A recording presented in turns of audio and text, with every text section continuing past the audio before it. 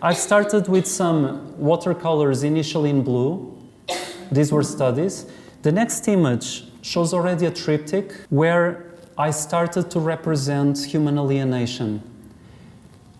I began by painting the lonely sculptures in the Museum of Contemporary Art together with humans. So I asked my friends to pose for me. Humans wanted again to feel a hug, or they wanted a kiss. But there was nobody to kiss or hug because people were becoming more and more and more individualistic. And I'm not talking only about COVID. I've detected that trend many years before COVID. COVID just accelerated it. You've got lonely humans interacting with the sculptures like if they were other humans. That's my friend Emma, right in the middle, inviting one of the sculptures to dance. But there are arms of people touching the sculptures.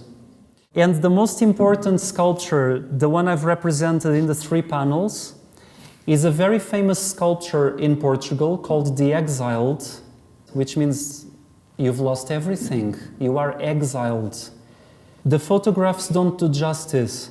I used all the blue pigments that were created by humanity since the first blue that appeared, which was in Egypt. Prehistory had no blue, for example. You couldn't paint blue during the whole of the Paleolithic period or the Neolithic period. It's amazing. Some colors just didn't exist. And then blue was invented by the Egyptians. The Egyptian blue is the first pigment.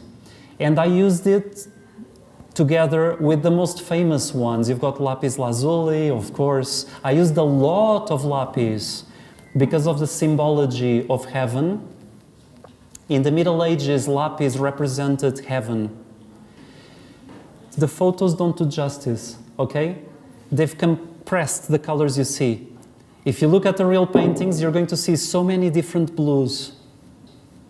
You've got the bronze copy of the Exiled. This was a masterpiece made by Soares dos Reis. Soares dos Reis, he is the Portuguese Michelangelo. He made this sculpture when he was 24 years old. It's life-size, bigger than life, slightly bigger than a real person. And this is a bronze copy. This is the original made in marble. It was carved in marble. Before you carve the marble, make a study first in plaster. The plaster version still exists. It's in the National Museum of Contemporary Art. So the plaster version was the first version. This is the final version in marble that Soares dos Reis sculpted. It's in Porto, a different city. It's not in Lisbon. It's in the National Museum Soares dos Reis.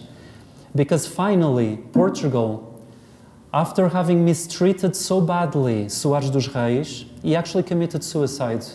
After death, people are acclaimed, right? And then they build him a national museum. Unfortunately, this is the sad cycle of life. When I faced this masterpiece, I was mind-blown by its beauty. And the beauty is never just aesthetic. It's more than that. Soares dos Reis was the last great academic artist. After Soares dos Reis, you start getting all the experimentalisms of contemporary art, which are interesting, but this tradition dies. Actually, it doesn't die. It's murdered. So art academies almost forbid the learning of classical drawing. A tradition that lasted for about 700 years in the West was under the attack of modernism. So not only modernist critics, but also modernist artists, they started more and more and more insulting this kind of art. This became unfashionable for more than 100 years. Who studied fine arts? Please raise your hand. There's a few. If I ask some of you to give me the name of 2 or 3 academic artists, you'll struggle to give me names. They've been wiped out from history. Everybody knows Picasso, everybody knows Van Gogh, the same old same. What about the greatest masters of the 19th century? And no, they were not the Impressionists. So there has been a gradual eroding of history.